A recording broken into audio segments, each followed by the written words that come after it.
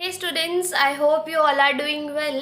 So in the last video हमने discuss किया था इलेक्ट्रोकेमिकल सेल और इसी में ही हम आगे कंटिन्यू करेंगे आज। लेकिन उससे पहले एक क्विक रिवीजन देते हैं जो हमने लास्ट लेक्चर में पढ़ा था।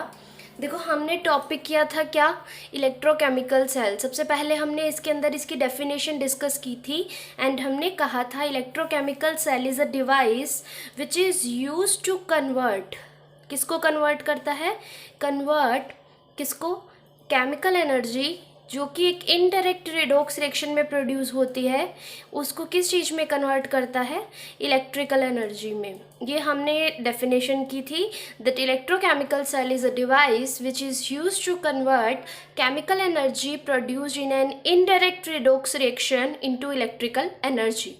इसके बाद हमने इसकी कंस्ट्रक्शन देखी थी कि कंस्ट्रक्ट किस तरीके से किया गया होता है। तो हमने क्या कहा था कि हमारे पास दो बीकर होते हैं, दो अलग अलग वेसल होते हैं और इनके अंदर हमने क्या डाला होता है, इलेक्ट्रोड डाली होती है जिसको हमने एक मेटल की वायर से कनेक्ट किया होता है एंड जिस वायर के बीच में हमने एक वोल्ट मीटर लगाया होता है ताकि अगर कोई भी करंट प्रोड्यूस होगा तो वोल्ट मीटर डिफ्लेक्ट होगा और हमें पता चल जाएगा। एंड जिस मेटल की हमने इलेक्ट्रोड ली होती है उसी का हम क्या लेते हैं, सॉल्यूशन लेते हैं। लाइक इस तरफ हमने कॉपर लिया था, the solution was copper sulphate, and इस तरफ हमने जिंक लिया था and the solution was of zinc sulphate. And और क्या था इसके अंदर, एक इन्वर्टेड यू शेप ट्यूब थी जिसको हमने नाम दिया था सॉल्ट ब्रिज का। दिस वॉज सॉल्ट ब्रिज जिसके अंदर हमने क्या फिल किया था, एक इनर्ट इलेक्ट्रोलाइट लाइक KNO3 या फिर K2SO4 इन अगर अगर और जेलेटिन। एंड देन इसके बाद हमने इसके ऊपर साइन वगैरह देखे थे तो हमने एक शॉर्ट ट्रिक से याद रखा था, दैट इज़ लोन।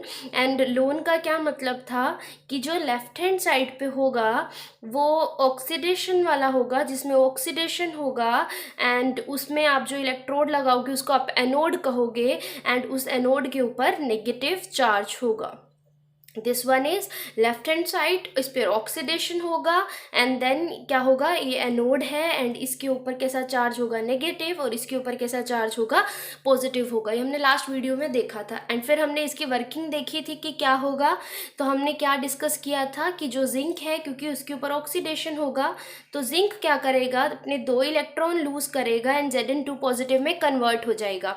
ये दो इलेक्ट्रॉन यहाँ से फ्लो करते हुए जो फ्लो ऑफ इलेक्ट्रॉन है वो इस डायरेक्शन में होगा एंड ये कॉपर 2 पॉजिटिव के पास पहुंचेंगे जो इस सोल्यूशन में कॉपर 2 पॉजिटिव है, और वो इन दो इलेक्ट्रॉन को गेन करके कन्वर्ट हो जाएगा कॉपर के अंदर। ठीक है। और सॉल्ट ब्रिज का काम ये था कि थोड़ी देर बाद इधर 2 पॉजिटिव बढ़ता जाएगा, इधर 2 नेगेटिव बढ़ता जाएगा, तो ये चार्ज को बैलेंस करेगा, एज अ मीडियम काम करेगा।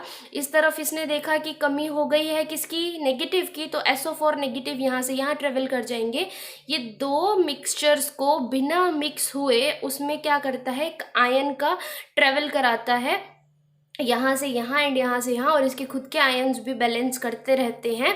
सो ये हमने पढ़ा था अभी तक इलेक्ट्रोकेमिकल सेल के बारे में।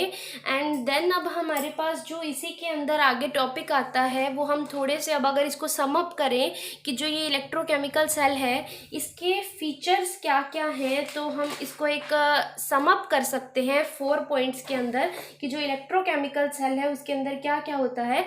सबसे पहले अगर मैं कहूँ तो सबसे पहला पॉइंट है कि जो ऑक्सीडेशन है वो एनोड पर होगी। Oxidation occurs at anode and reduction कहाँ होती है, कैथोड पर होती है। रिडक्शन होती है कैथोड पर। एंड अब हम इनकी चार्ज की बात करें, then anode is having negative charge and whereas cathode is having positive charge. ठीक है, 2 पॉइंट ये हो गए। इसके बाद हमारे पास आया, अगर आप बात करें इस आउटर सर्किट की, तो जो इलेक्ट्रॉन फ्लो करते हैं, इलेक्ट्रॉन्स जो हैं वो कहाँ से कहाँ फ्लो करते हैं, तो हम क्या कहेंगे, इलेक्ट्रॉन्स फ्लो फ्रॉम, कहाँ से कहाँ जा रहे हैं ये, एनोड से कैथोड की तरफ, एनोड टू कैथोड। एंड अगर हम करंट की डायरेक्शन की बात करें तो करंट किस डायरेक्शन में फ्लो होता है, current flow from cathode to anode. Is it clear. And the last point अगर मैं कहूँ कि ये जो पूरा इलेक्ट्रोकेमिकल सेल था, इसी को आप ना गैल्वेनिक सेल भी बोलते हो।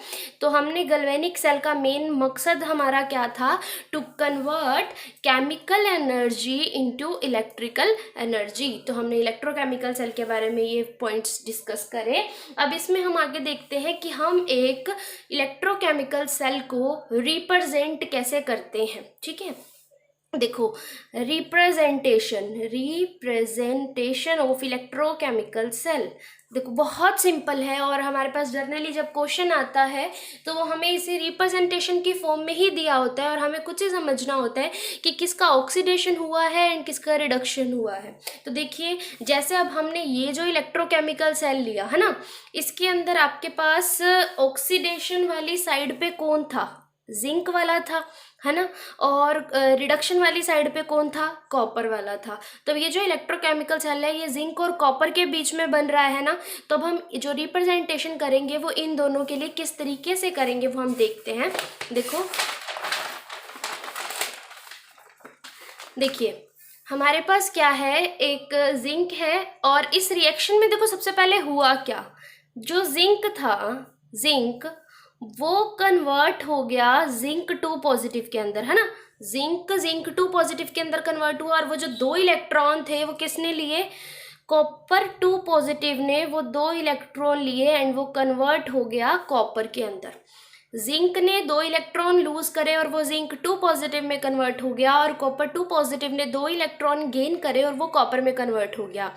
एंड इन दोनों के बीच में काम किसने करा है, सोल्ट ब्रिज ने। अगर आपसे कोई सिर्फ इतना दे, अब इसी को थोड़ा सा मैं और रखती हूँ कि यहाँ पर देखो, जिंक तो अपनी मेटल की फॉर्म में था, जिंक 2 पॉजिटिव अपना क्या था, कंसंट्रेशन वाली फॉर्म में था, मतलब आपने उसको किस फॉर्म में लिया था कि उसकी कंसंट्रेशन सॉल्यूशन की फॉर्म में लिया था। एंड देन कॉपर 2 पॉजिटिव, ये भी कॉपर सल्फेट के अंदर था, एंड देन हमारे पास क्या था, कॉपर में कन्वर्ट हो गया। This is the way to represent an electrochemical cell. Representation of an electrochemical cell. ठीक है, अब यहाँ पर आप देखिए कि हमारे पास क्या हुआ कि हमारे पास अगर आपको सिंपली पूछा जाए, सिर्फ आपको ना ये चीज़ दे दी और आपको आगे का एक क्वेश्चन दे दिया, न्यूमेरिकल भी आते हैं इसमें से, तो आपको एक सिंपल दे दिया, तो अब आप इसको समझोगे कैसे कि ये क्या चीज़ दी है आपको। तो इट इज़ वेरी सिंपल। आप ये देखोगे कि जो चीज़ अपने आयंस में कन्वर्ट हो रही है, मतलब उसने इलेक्ट्रॉन लूज करे होंगे, तो इसका मतलब है जिंक ने 2 इलेक्ट्रॉन लूज करे and it got converted into Zn2 positive, मतलब इसका क्या हो गया, ऑक्सीडेशन। एंड देन हमारे पास कॉपर 2 पॉजिटिव ने क्या करे, वो 2 इलेक्ट्रॉन ले लिए, copper 2 positive has taken that 2 electron and got converted into copper, and copper का क्या हो गया, रिडक्शन। तो सिर्फ इसके बेस पर आप पूरा का पूरा इलेक्ट्रोकेमिकल सेल ड्रॉ कर सकते हो।